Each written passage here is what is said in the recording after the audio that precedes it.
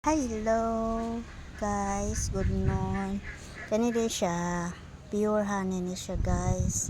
Ang gipainom ako ang dog ani si Peanut kay nagtika-tika man. Ang gitistingan mo kung epekto ba sa dog kay wa jud ko ikapalit pagtambal nila piki pa jud ni kaayo unya. Kini siya nga honey nga pure. Mao ni gitambal nako nga giubo ko og gisip-on. So guys, tulo ra jud taon kaadlaw.